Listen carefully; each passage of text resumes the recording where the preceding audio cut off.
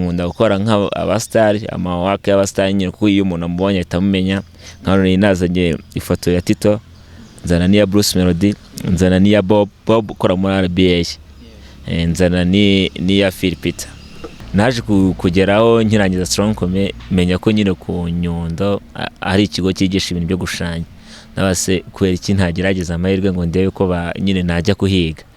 Niko kwa applying nyine barahama.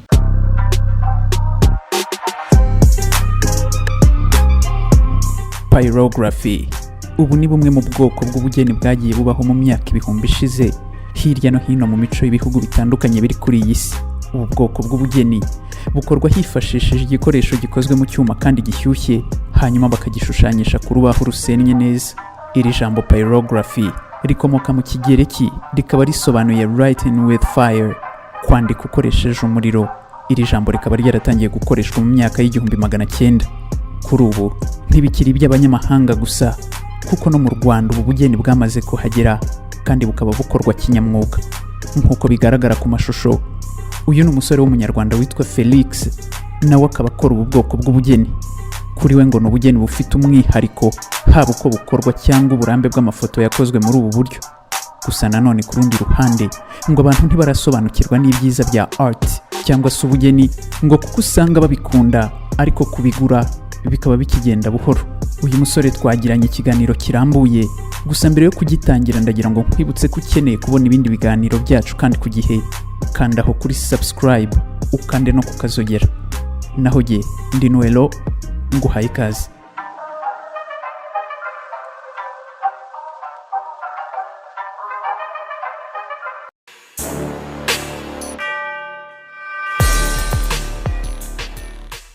Muraho neza? Muraho cyane. Amakuru ni meza. Mwaka mushya muhire kuri twese. Harya duherukana ryari? Duherukana zugo z'umwaka ushize, umwaka washize nyine ngo twari turi kumwe, nibwo twaherukanaga. Biragenda ni sawa? Biragenda nta kibazo. Ndagira ngo umuntu dukurikiye kuri Nuello TV utangira umwibwira amazina. Okay, nitwa FELIX designer, nkaba ndu mu designer nyine nkuko byumvikana muri iryo zina. Akenshi nyine muri design zanjye nkunda kwibanda ku mbaho cyane nyine. Nkora ama interior design nyine decoration zo mu nzu mw'imbere cyangwa se hanze. Niko kenshi nyine nkunda kwibanda ku ma interior design nyine, ariko cyane space ari ku mbaho niho nkunda gukora cyane. Uti interior design, aho ngaho nk'umuntu utabisobanukiwe uravuze ngo mu nzu imbere, ariko hari utahita amenya ngo interior design muba mukoramo ibiki, bikorwa bite? Interior design ukuntu zikorwa ni ukuvuga ngo ni uburyo bwo kudekora nyine inzu kuyitaka. Mu Kinyarwanda wabyita nko gutaka nyine nk'amazu, ugafata inzu yari vide nta kintu kirimo ukaba wakongeramo ibintu kugira ngo arusha. Nyine akenshi bakunda kubikoresha nko mu bintu by'amakwe, mu bukwe nibwo akunda kuba ama decoration cyane, ariko noneho akenshi tusigaye tubikora no mu nzu. Umuntu agakenera ko inzu yiwe ibamo decoration zitandukanye nyine. Nje akenshi nibanda ku mbaho, nizo nkunda gukoramo cyane. Ndumva ari ibyo. Nibanda ku mbaho. Wenda turi buze nabyo kubigarukaho tunabireba, na cyane ko mbona hari bimwe mu bikorwa byawe witwaje. Ndi kubona ifoto nziza cyane hano y'umuntu ariko ishushanyije ku rubaho, ntabwo ari marikeri, si ikaramu, si irangi. Ubwo nabyo uri buze kutubwira uburyo ubikoramo.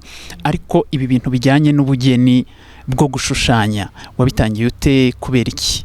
Ibintu bijyanye no gushushanya nuvuga ngo nakuze mbikunda nyine, kuno umuntu areba nk'ibintu by'ibishushanyo nyine agatangira akabikunda nyine. Ukabirebye kagira inspiration zigenda zibatse, why not ngiye ibintu byo gushushanya nyine ntashobora kubyiga ngo noneho mbe nabimenye nyine. Ntangira gake nikoresha utuntu nyine, mfata ikaramu n'urupapuro, crayon, nkagenda nashushanya nyine, ariko buke nyine. Icyo gihe hari ryari? Icyo gihe hari nari nkiga primaire nko mu wa kabiri. Nibwo natangiye nyine kuzajya, kuko nagendaga nzamuka muri primaire, nagendaga nyine mwarimu akira nk'akantu kuri tableau kahita mbwira ko yari azi ko ari byo bikora nyine, nkaba ngiyeyo. Ariko ubwo urumva icyo gihe ntago byabaga byubahirije nyine amategeko nk'ay'ubu ngubu nyine. Ni bya bindi byo nyine byo kugira ko wakoraga nk'akantu kubera ko nabo babaga batabizi bakahita babona ni byiza. Naho ukagenda noneho urushaho kugenda ubikunda, ukagira nyine bigatuma nyine bikakwankuraje to kagenda nyine ugira inspiration zo kubatse why not ntakomeza ngo mbikore. Icyo gihe utangira gushushanya ni nk'ibihe bintu bibandagaho ngira ngo wenda nkanjye wenda n'urungano rwanjye hari igihe wasangaga twiga gushushanya dushushanya nk'inzu imodoka abakobwa bagatangira kwiga gushushanya wenda bashushanya uturabo. Watangiriye kuki muri urwo rugendo rwo kwiga gushushanya ni nk'utuye tuntu wisangaga uri kwiga gushushanya? Kera ari ukuntu twashushanyaga tuvuge nk'urugero ugiye gushushanya nka famiye nyine ushushanya papa mama none ukuntu byakunda kugenda hari ukuntu wafataga nyine ubu ngubu tubyita udustika nyine ukuntu wafataga nka zero gaca akarongo gahagaze ukuntu gashyiraho n'utundi tuberamye nyine n'amaguru n'amaboko none njye nageragezaga nyine kubifata gutyo none nkagenda nongeraho utundi tuntu nyine ku buryo nubona nimba ari shape y'umupira n'urugero ndiwikore nko nyine ndibukoreshe nka rectangle nyine nkagerageza ngiye kudakoresha utwo tuntu nyine ariko natwo naduhereyeho noneho akenshi nanone nkibanda ku modoka kuko nakuze nkunda imodoka cyane nyine nkakunda nabwo twashushanyaga nyine uguca utuzero tw'udupine ugashyiraho uturongo kuntu nyine bikagaragara ko ari imodoka ifite imipine nyine yabikoze ariko bidakoze kinyamwuga. Uyu munsi nshingiye kuri taburo ndi kubona hano imbere yanjye ni taburo zikoze professionally cyangwa kinyamwuga. Icyo gihe utubwiye ko watangiye ukunda gushushanya unabyiga ariko utabikora neza, byaje kugenda gute kugira ngo wisange noneho uri gukora ibintu nk'ibi kandi bikoze kinyamwuga? Ni ukuvuga ngo kugira ngo urwo rugendo nkomeze kurukomeza nyine naje kugeraho nkirangiza strong menya ko nyine ku Nyundo ari ikigo cyigisha ibintu byo gushushanya nabase kwera iki ntagerageza amahirwe ngo ndebe ko nyine najya kuhiga niko kwa applying nyine barahama ndagenda njya kwiga mpera zero nyine nsanga twiga ibintu byo gukora mu marangi gukora nyine bya bindi byose nakoraga byose ntangira kugenda mbidevelopa nyine ibyo nabonaga byose nyine nabonaga nk'ibintu bishyashya nyine narageze ubundi borana n'ikintu na kimwe nzi natekereza ukuntu wenda bamfataga n'iki none nareba nk'abantu biga nko mu gatandatu twe twiga mu kane ngiye no kubivamo mitena nitahira kuko cyagucaga intege icyo gihe n'iki cyacaga intege nabonaga ibintu bakora hasi bino bintu ntago bibaho nyine narebaga tuwe nk'urugero bashushanyaga nk'umuntu tuvuga ati ni ifoto nta muntu washushanya ibintu nk'ibi ako nyine uko umuntu yagendaga agera mu kane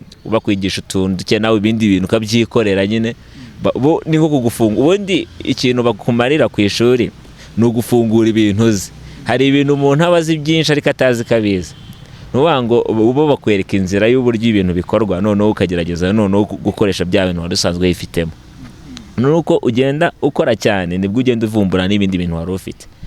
Ikibazo cy'amatsiko abantu benshi bibaza nanjye ndi umwe muri bo, ibi bintu bijyanye n'ubugeni ni ibintu umuntu ashobora kujya mu ishuri akabyiga akabimenya nk'uko n'andi masomo umuntu ayiga, cyangwa ni ibintu ushobora kujya kwiga ukabimenya ariko kuko yari n'impano ikurimo utabizi? Ni ukuvuga ngo ari nk'umuntu ushobora kujya kubyiga ntabimenye kuko nk'urugero tuwe niyo twareka ibintu byo gushushanya abantu bose bajya mu ishuri niyo baba bagiye kwiga ibintu by'imibare cyangwa se andi masomo ntabwo bose bayamenya kimwe. Hari igihe ushobora kugenda bitewe no gukora cyane nyine, ariko ikintu cya mbere mu bintu byo gushushanya ni ikintu cya mbere kigufasha no kubikunda. Ubishoboye utabikunze nta kintu byakumarira. Nuvuga ngo ikintu cya mbere ubanza kugira n'urukundo rw'ubugeni nyine muri wowe.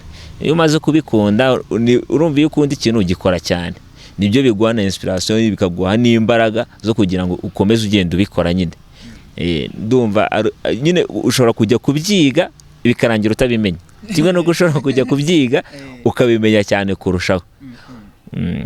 Imbere yacu aha ndi kuhabona taburo, ni taburo zinyuranye, ngira ngo iyi taburo tuyerekeze hari imbere. Iyi ni taburo uburyo ishushanyije cyangwa uburyo uyu muntu ashushanyije ntabwo ari crayon, ntabwo ari maka, ntabwo ari ni byinshi, si irangi. Umuntu yakwibaza ngo iyi taburo ndabona inyuma handitseho FELIX designer na nimero de telefone, na hano imbere nahabonye akantu kameze nka signature hariya. Iyi taburo iyo ujya kuyikora uyikora gute, ubigenza ute?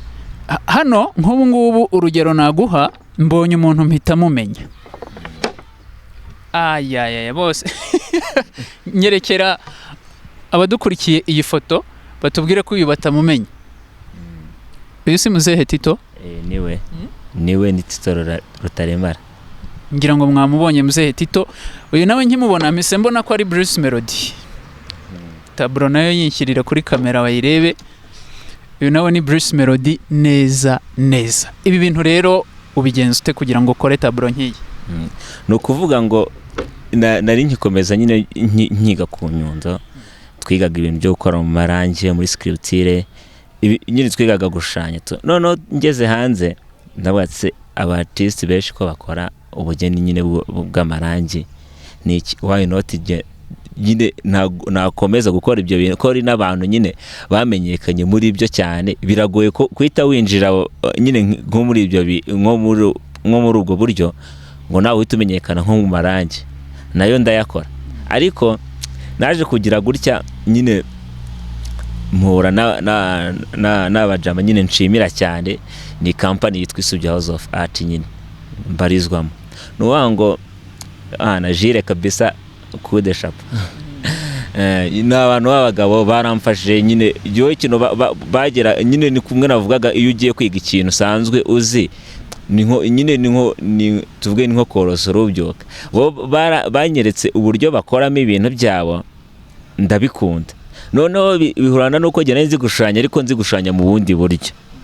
None ikindi kintu cyanyakuraje nuko company y'Isugi House of Art mbarizwamo ari uko ari yo yonyine yari isanzwe nyine ikora ibyo bintu, niyo yonyine mu Rwanda. No kuvuga ngo ni company igizwe n'abantu nka 12 nyine nibo bonyine nashobora gushushanya muri iyi style. Nuvuga ngo uko byagenda kose style kumenyekana abantu bari mu Isugi House of Art, nuko ikindi twifuza nuko nyine abantu bose bamenye iyi style, nkuko baza amarangi, nkuko bazi kandi iyi style ni style nziza. Nuvuga ngo ngira ngo turi kuvuga ngo iyi style ariko hari abantu batarayisobanukirwa. Ni style ite ushushanya ute, ukoresha iki? Ni style bita wood burning cyangwa se pyrography. Nuvuga ngo iyi style kuntu nyine urumva wood burning no gutwika urubaho. Style ni yo gutwika nyine. Ufata ifoto then ukayitwikira ku rubaho ukayishushanya nyine bisanzwe nkuko bamwe bakoresha amarangi, natwe dukoresha nyine nakuma ducomeka ku muriro then tugagashushanyisha. Uko kuma nako twakabereka bakunze kukabona gakora nk'amatelefone. Dore nakangaka niko mujye mubona rimwe na rimwe abantu bagakoresha bakora amatelefone n'amaradiyo n'ibindi bikoresho biri electronique. Akarira akaba ariko akoresha. Ubwo wari ukikomeje usobanura? Nari nkikomeje gusobanura uburyo nyine ikorwamo. Noneho nuvuga ngo turangije bo baragiye baricara bati se nyine uwaye tutakora ibintu bitandukanye. Nuvuga ngo uretse no gushushanya gutya ibi ni ibigaragara nyine, ariko hari n'ibindi byinshi dukora. Bajya ku Instagram ya Isugi House of Art. Nuvuga ngo Instagram yacu iriho ibikorwa byinshi dukora. Nuvuga ngo si ibi gusa, ibi ngibi nuko ari ibyo umuntu ababashije kuzana. Ama interior design, decoration, intebe ziri artistic, ibitanda biri artistic. Nukuvuga ngo dukora ibintu byinshi. Ibi ngibi ni sample nyine byabasha kuhita bigera ahantu nyine umuntu ari gukorera. Nuvuga ngo nyine muri iyo style ni style yo kumbaho niyo dukoresha nyine umuntu ashobora kuyikunda. Nuvuga ngo iyo umuntu azi gushushanya mu buryo bumwe, iyo yize n'ubundi biroroha cyane kurenza uko yatangira azero nyine to. Ngira ngo nanjye nagiye mbona ibintu binyuranye bya artistry bashushanya bakoresheje amarangi, ni byinshi cyane bagenda bakoresha impapuro, bakoresha ikaramu, ariko ibingira ngo n'ubwa mbere mbibonye. Hanyuma aha ndahabona amafoto anyuranye y'abantu wagiye ushushanya. Wayashushanyije kuri commande cyane uko wayakoze nyine nk'amafoto yakujemo kumva urashaka kuyakora? Ari nuvuga ngo aya mafoto nayo nabashe kuzana, mfite n'andi menshi nyine nagiye nkora. Hari abari commande, hari n'ukuntu nyine wikundira nk'umuntu nk'ubu nka Tito. Biragoye ko mushobora guhura ngo aguhe commande, ariko hari igihe ushobora kuba uri umufana wiwe nyine umukunda mu buryo bumwe, ukavuga ati why not ntayikora. Umuntu umuzi yayibonye ahita avuga ati se umuntu wakoze uriya nkaba mbona ari we, njyewe ndamutse muhaye yanjye yamunanira.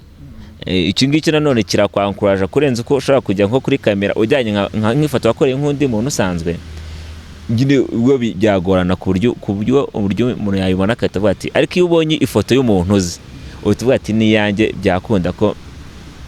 byakunda ko yakorwa. Okay, noneho rero tugaruke, ibi bintu ndabona ari umwihariko, ibihe by'iminsi mikuru bijya bigera nk'ubu no mu minsi mike y'imbere twegereje umunsi w'abakundana wa Saint Valentin.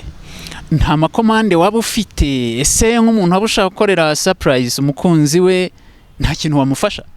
Ni ibintu nyine biba byoroshye kuko umuntu yamukorera akantu agenda ahereza umukunzi we kugira ngo nyine urukundo rwogere. No kuvuga ngo amakomande yo ntago yabura, ndayafite arayo narangije, hari nawe nkiri gukora. Nuvuga ngo nyine duhora twakira nyine ikintu twe dugamije no gukora, nukora cyane, twe turakora cyane. Iyo umuntu agwaye nka command akamubwira wenda like mu Mr. Tundaza kuba ngo haye command, urumva wigoma ikintu bita kuryama, ukora amanywa nijoro nyine kugira ngo utazica gahunda. Ikintu cya mbere ni gahunda. Buryo umuntu umuhaye umubwiye ati kwa gatanu nzaguha ikintu cyawe, hagero gucyumwera akagira utarakimuha, ntago ari ibintu biba biri kuri gahunda. Nuvuga ngo twe ikintu tugerageza no kuvuga ati ni ukubwiza umuntu ko kamwe ati ku cyumweru nzaba ngwaye, mfite ibindi bintu byinshi ndi gukora, ariko ku cyumweru ntago ashobora kurenga ntagwaye product yawe. Exactly, that's my point. Nashaka kubaza nanjye nti ifoto nk'iyi dufatire ku rugero rw'iyi foto ya Muzehe Tito Rutaremara cyangwa se nk'iya Bruce Melody, ni ifoto igutwara igihe kingana iki kuyikora? Ifoto inkingi nuko ngo kubera yuko umuntu afite ibindi bintu byinshi akora, kandi biba na byiza iyo umuntu agiye afata umwanya wo gukora ikintu, nibwo umuntu nyine areba cya kintu nyine kikamwattract, nyine umuntu yakireba akagikunda ko kiba cyakozwe igihe kinini. Ushaka kuyikora nko mu cyumweru cyose nyine, cyangwa se hari na products ushobora gukora nk'ukwezi nako gugashira, bitewe n'ukuntu ingana, bitewe n'uburyo ushikeneye nyine. Iyo ukoze kimwe nuko hari n'igihe nk'umuntu aba yikeneye byihutirwa, urumva yo uhita uyiha umwanya, urumva igihe kiragabanuka. Iyo umuntu yikeneye byihutirwa ari nka surprise, wenda ari nka anniversary umuntu agiye kumuha nka kado n'urugero, urumva urayihutije. Hari igihe biba ngombwa ko n'izindi wari uri gukora ubu zihagaritseho gato ukabanza ukamukemurira ibyihutirwa nyine. Okay, nta field zitabamo challenge cyangwa icyo twakwita nk'imbogamizi igenda igaragaramo ku ruhande rw'aba artist, abantu mushushanya mukora ubu bugeni? Imbogamizi kuri ubu muhura nayo ni iyihe? Imbogamizi dukunze guhura nazo mu bugeni biragorana nyine kumvisha. Akenshi nk'ahantu nko mu mujyi niho ahantu nyine ubugeni bwateye imbere, kumvisha umuntu nago bitugora kumvisha abantu bo mu mujyi. Tuvuge nk'urugero nko mu Rwanda muri Kigali, umuntu akenshi azi ibyo bintu ajemo, ariko iyo uvuye muri Kigali ahandi biba bigoye kugira ngo uzumvishe umuntu.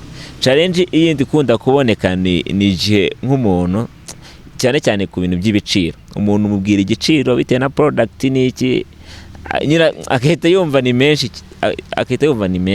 kandi nyine muri make wowe ugerageje kureba nk'ukuntu uba wakoze product, amafaranga yagararamo kugira ngo izarangire n'iki, nyine sinzi kudaha agaciro nyine icyo kintu n'igihe cyakozwe n'ibiki byose. Icyo nyine urumva agaciro ko kati nyine ntago karatera imbere cyane, ntago atiratera imbere cyane ku buryo buri muntu wese ashobora kwita yumva niyayumva nyine tugeze nk'amahirwe nk'abartist, buri muntu wese yakumva art, akumva nyine akamaro ka art, akumva ko ariho hantu umuntu. Tuvuge nk'urugero nko mu gihugu cyacu ushobora kubika nk'amateka. Tuvuge nk'urugero nka kuno kuntu tubona nk'amafoto asanzwe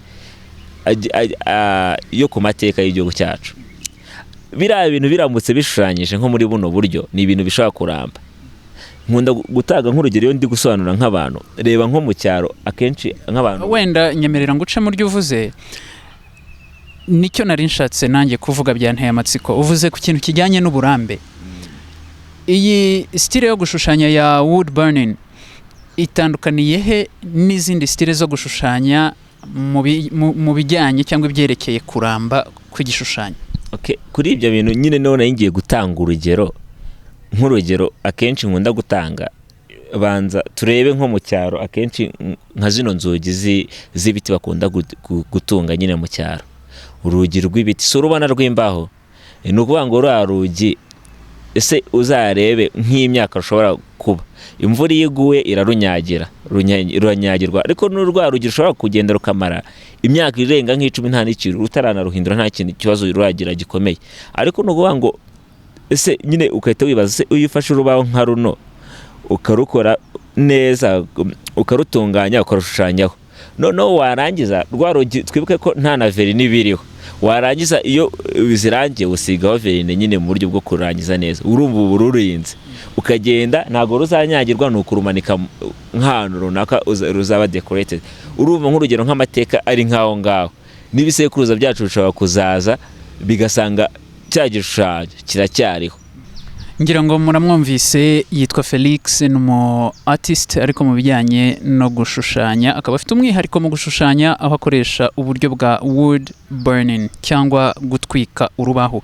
Ibikoresho akoresha ngira ngo mwabibonye, ariko mbere y'uko dusoza iki kiganiro reka tumusabe agire ubutumwa agenera abantu bakurikiye iki kiganiro, by'umwihariko abanyarwanda, na cyane ko yagiye avuga ati ikijyanye no kumva ibintu bya art no kugura produits z'abartiste biracyagoranye, umuntu mubwira ibiciro ukabona ntabyumva. Gira ubutumwa ugenera abantu muri rusange.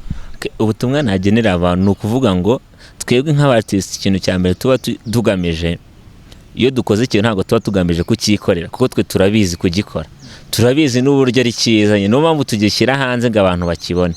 Twe impamvu ntabwo tuba dukeneye gukora product ngo tuyigumane mu rugo, tuba dukeneye kuyisanya. Nk'uko umuhanzi afata indirimbo yiwe ashaka yakora n'indirimbo zirenga n'icumi cyangwa 20 akazibika ntazisore, iyo ayisohoye abagira ngo abantu bayumve bayikunde. Natwe impamvu dusora product zacu dukeneye ko abantu bazikunda. Numva nimba nta kazi imbaraga zingana gutyo ukaza nyine ntunambwire ngo wake ni nziza, sibyo? Cyangwa se byibuze mbwira uti nkosore hiki, aho kugira ngo uzuyirebe ntugire ikintu mbwira. Numbwira gutyo yenda ndahita mvuga ati hari ikintu nisheho ngende nyikosore. Akenshi nanone kubera yuko iyi style yacu ntabwo iramenyekana cyane, nyine nkunda gukora nk'abastari, amawake y'abastari nyine, kuko iyo umuntu amubonye ahita amumenya.